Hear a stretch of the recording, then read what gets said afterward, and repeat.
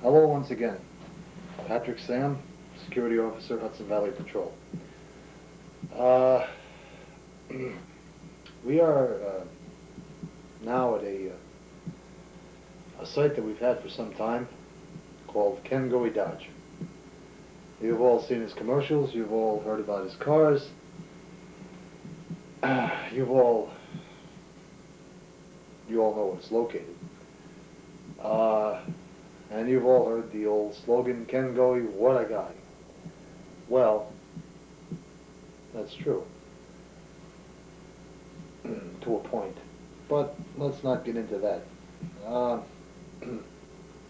What I'm basically going to do now is show you some sights of this job, take some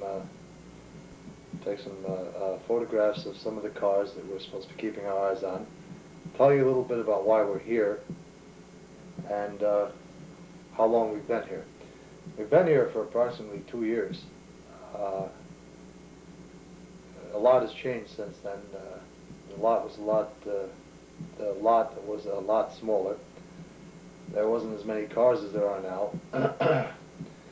There's one blue trailer, which I'll photograph and explain later, that wasn't here when we first arrived. There used to be two small ones on the side of the convenience store, pointing in that direction to where we are now. Our guards used to be sitting in the one trailer. We used to have one guard.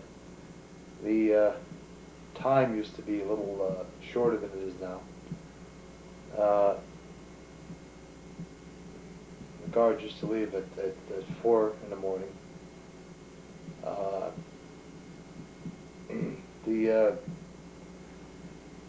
Since we've had security here at Ken Goewey, past couple of years, we've had some problems. In fact, this is how it all began, from what I understand.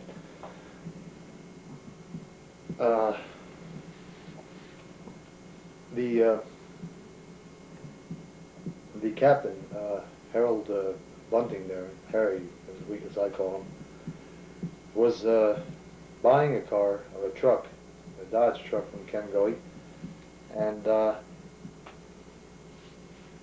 he was in uniform, and there was some problems with some kids around here, the teenagers. While they were trying to complete their transaction, Harold had noticed a group of teenagers around one of the vehicles over there, out in the lot.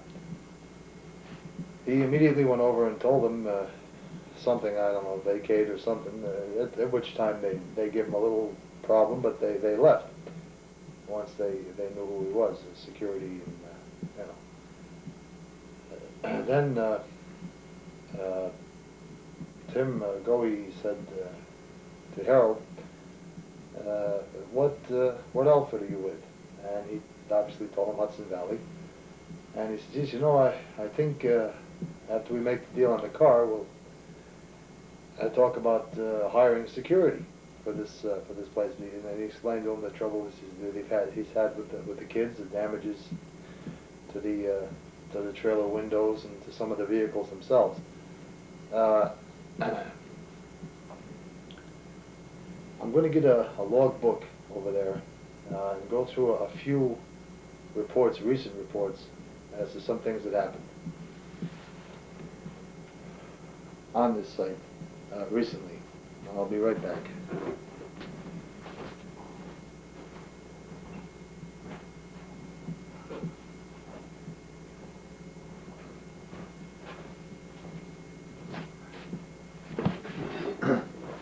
What I've got here is the security logbook. I'm sure you can see this. Tells us all the things that we're supposed to do here at Ken Goewey. Recently we've had some problems. Not like it was when we first got here. It's kind of quieted down quite a bit. Now, guard that was here the other day get into this here. Actually, it was Monday, March 27th, Monday.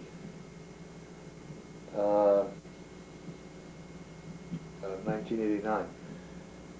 At about 11 or 12, while he was making a patrol, he had a problem with a few of the teenagers over here, black youths, and they apparently knocked out the rear window of his Rabbit, which is his car. They knocked out the window on his car. He wasn't obviously too pleased with this. The police came, took a report, done the best they could. There are certain times when other security personnel will be asked to, on their own time, if they want to, stop down and help most of the newer guards that are at the site. Basically, we try to keep one or two good guards that is familiar with the area, that know most of the people around the area. It's just like your basic police situations. If you're from the neighborhood, you try to keep the personnel that are in the neighborhood that know it around that area. This makes it easier for the guards, it makes it easier for the teenagers, it makes it easier for the people that we do the security work for. It's good public relations, which is what we, in a sense, are there for. We don't promote any type of violence. We don't encourage that if maybe 6 or 7 teenagers are in the lot just, fooling around or something, not touching the cars or not destroying the cars in a destructive manner, but leaning on the car or something like that. That's, that's, to go out there would cause more trouble than it would if you just let it go by. Keep your eyes on them and let it go by. We've had a couple of guards here recently that have not let things go by, and this has caused quite a bit of damage to the cars. Now, at one night here, back in 88, which wasn't too long ago. Yes. Yeah, 1/2 of 88, January 22nd of 88. Security Officer Dennis Abbott. Saturday, Sunday shift, 9 p.m. to 10 a.m. 12:30 a.m. Brief description of the incident. 3 girls stole balloons out front on cars and ran away. Well, he took the report, he put it down. It wasn't a major disaster, it was just the balloons, which most of the time they let go anyway before they close up, if they have them on the cars. The balloons are for promotions. And I know they also attract the teenagers in a sense. But 90% of the time the balloons are taken off the vehicle by the employees themselves here at Ken Goewey. If not, it would be a good idea. We're not ordered to do this, but it would be a good idea if we could do it ourselves. If they become too busy, or they happen to have a little too much to do or something, or they leave early without discarding all the balloons on the vehicles.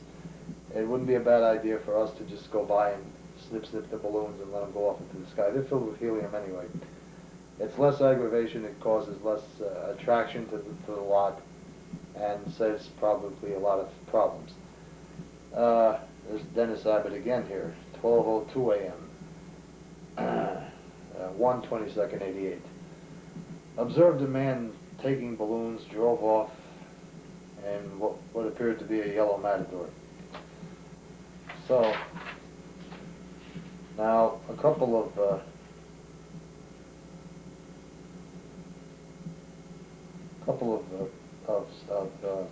serious things happened here.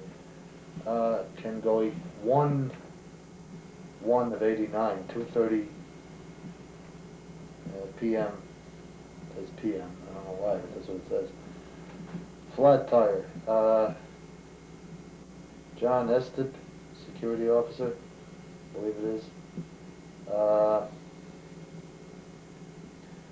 Pontiac Grand Am, 1987, P95 something. Tire was damaged, all right? Apparently, while making his rounds at 2:30 a.m., he noticed that the rear tire of this car was flat.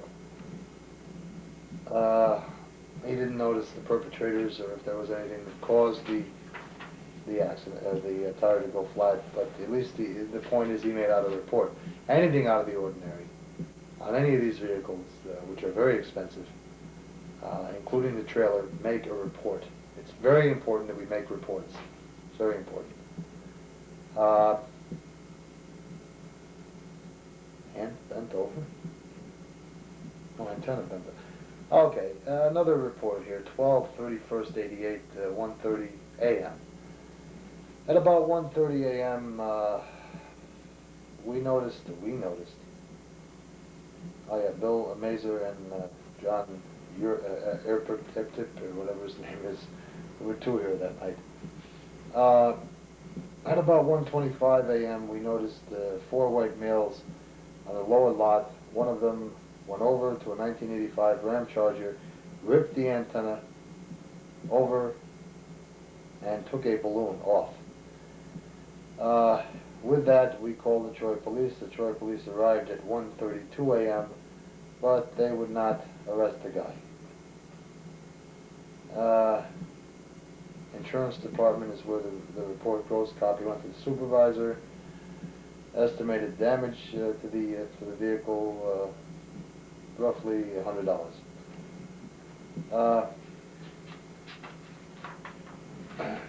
Plate in the vehicle was dealer plate, Dodge Ram 1985 526821. So, the point is, the balloons do cause a lot of problems. Occasionally you'll get some other people in here. There's a guy here had a drunk teenager that was drunk, I guess. Security officer Tim Johnson, 11/27/88, 8:45 p.m. All right, 8:45 p.m. At about 8:45 p.m., I heard. Oh, this is the guy that. Excuse me. This is the guy that. I heard Tim Johnson in the lot saying that he was going to piss in the gas tank of a van. I caught him before he did. When the Troy police arrived, he took off, and we lost him. This was by Bill Mezer, 11/27/88. We'll get a few of them too around here. We've had some. Got the kids going. All right. And another incident here, 12/18/88. Ken Goewey Dodge. Henry Malik, age 16, left front tire. Estimated cost $200. At about 1:45, I heard people in the alley behind the trailer. This was the other trailer. And so I looked out the window and saw a white male cut the tire on a pickup truck. Called the Troy police. They arrived. They caught the kid going north in the alley. Police arrested him on criminal trespassing and vandalism. The incident disposition case is still pending. It was pending. 12/18/88. These teenagers around here got nothing to do. Most of them are from broken homes or troubled homes. It's normal, you know. I mean, it's normal for them to be out in the streets. They don't have nothing to do. There's no real way the police can enforce a curfew, so that's why we have our jobs to do. We've got over $1 billion worth of vehicles in the lot here that we're responsible for. Now, you just think about it. $1 billion worth of vehicles. One guard, in a sense, is responsible for these things. So we have to keep our eyes open. We have to know exactly what to do. We have to be on our toes. There's no sleeping on these type of jobs, believe me. The trailer wasn't secure. Making around, this is 11/12/88. Making around the door, the trailer wasn't secure. Blah blah blah. Okay. Two white male door. Oh, there. Yes, they tried to pry the trailer door open. Aha. That's another thing we have to keep our eyes on is the trailer. Okay, especially the new one here. It's full of equipment. The fax machines now are in there. 2 or 3 computers. Possibly some money. We don't know. We're not sure. But you know, that's something we really have to keep our eyes on while we're on patrol, because if anything should occur in that vicinity of the trailer, well, naturally we have to inform the Troy police or do our best to get a description of these people and stop the attempted break-in. As I say, not counting the cars, there's a lot of equipment over there in the trailer. Computers are used for their own purposes, financing and stuff. Telephones, they had a unique telephone system here, which is very expensive. And the people that break in, I mean, you know, wouldn't want to just take the stuff for themselves. They'd either want to sell it or just to vandalize the place, like a couple of the reports earlier. They come in a lot to vandalize. It's just something for them to do. But it makes us have a job in a sense. It keeps us here. It helps our company, and it helps our company when we do a good job for these people. They know that we're on top of the situation. They can go home and not worry, in a sense. I mean, their lot's insured and stuff, but the point of the matter is, as long as we're here guarding the place, we're a deterrent, in a sense, to crime.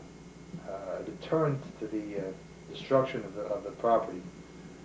A deterrent to the possible break-in and theft of any material on this property. And that's what we're here for.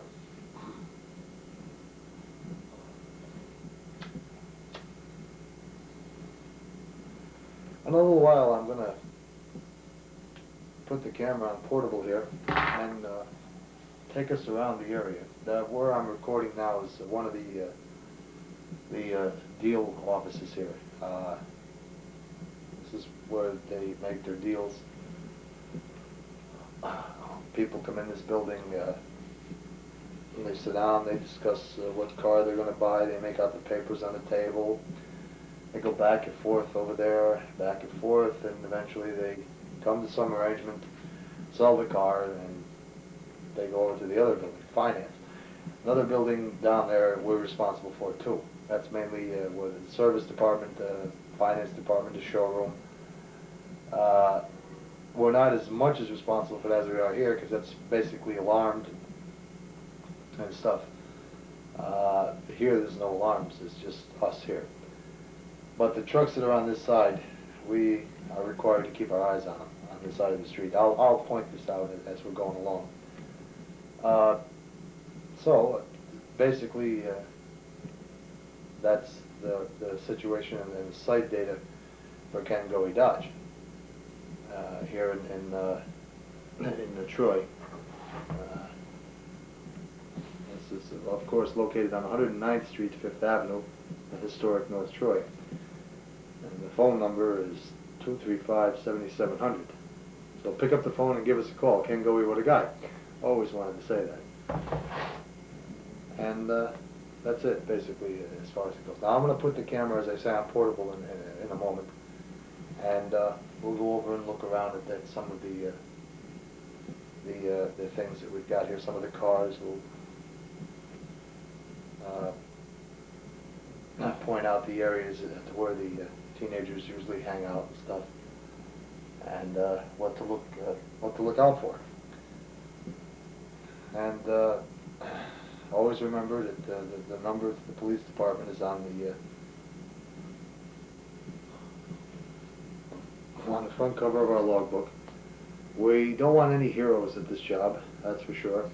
If you see 20 or 30 people, or even 2 or 3 people with guns or knives, or you think that they're not too steady, we don't want any of our guards going out there saying, hey, you know, this is the way it is. I mean, we're not getting paid to do Clint Eastwood impressions here.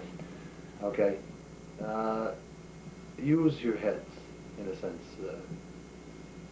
Something that we're not supposed to handle, or that we can handle because we don't carry weapons, in a sense, that's up to the police, okay? And that's what they're there for. Again, keep safety in mind. There's a lot of them. There's only one of you. So, you gotta remember that. And I think I basically covered just about everything I could say at this site for now. I will, as I say, go around with the camera here on portable, photograph the area, and point out some of the spots that you'll want to look out for. And that's it.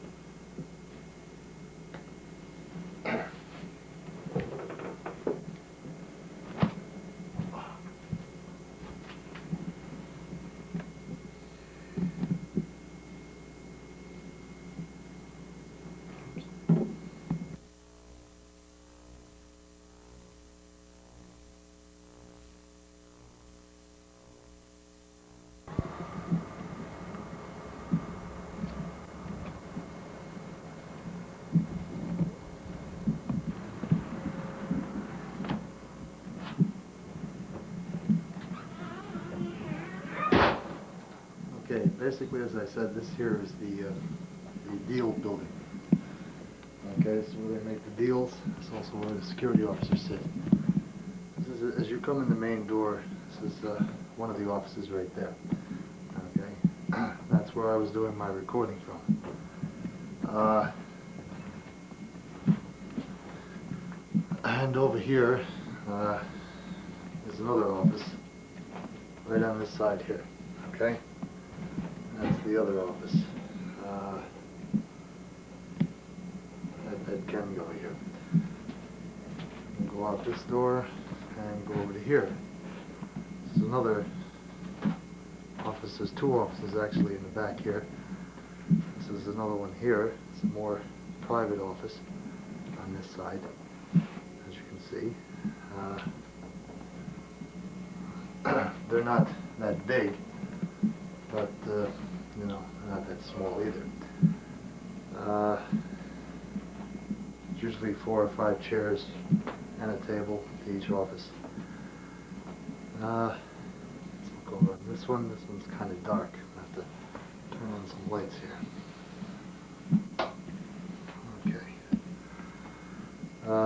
It's another office toward the back. This here is a storage room where they keep their cleaning stuff and hoses and cables and all that good stuff. Another one is right here. Another office, last office over here. Just off of that. And those are helium tanks for the balloons. It's a whole box of balloons there that they use to put on the cars for advertisements and stuff. The helium right there, document. Okay. And these, of course, are the restrooms. Speaking of helium balloons, there's a couple right up there now. It's floating amongst the ceiling, yes. Okay, enough of that. And, of course, the fire extinguisher, which is very good for safety reasons. Should anything catch on fire in this building, it would be our job to at least try to contain it. And the restroom there, very interesting. We'll try to get the... See, most of the cars here, you can just glance out the window at, in a sense, and see most of them right out there through the window. There's that trailer I was talking about, the new trailer. Over here,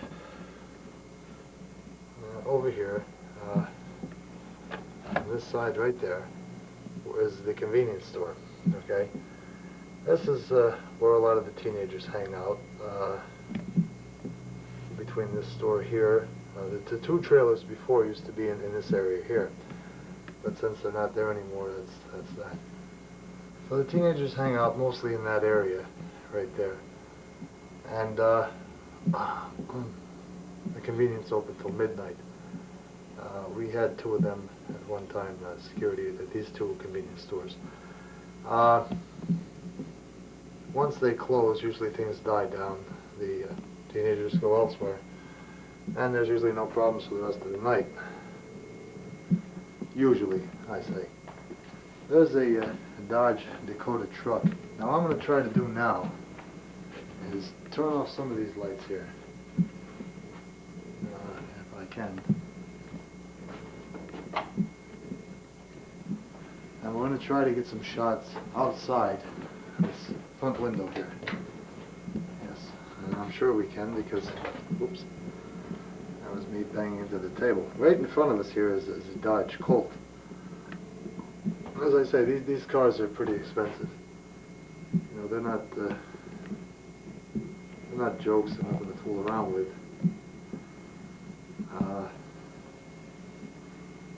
That's some of them right there. As we go further, we can see down the line here some more cars all the way down. Most of these you can see right out through the window.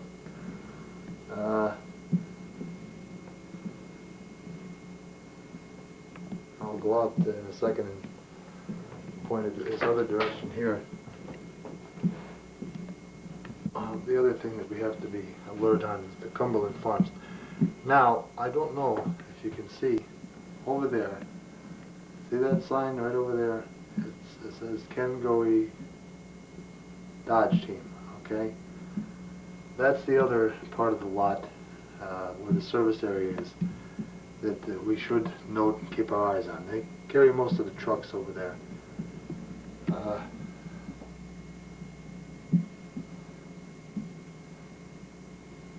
So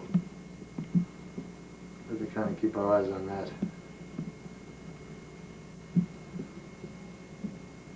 Best we can.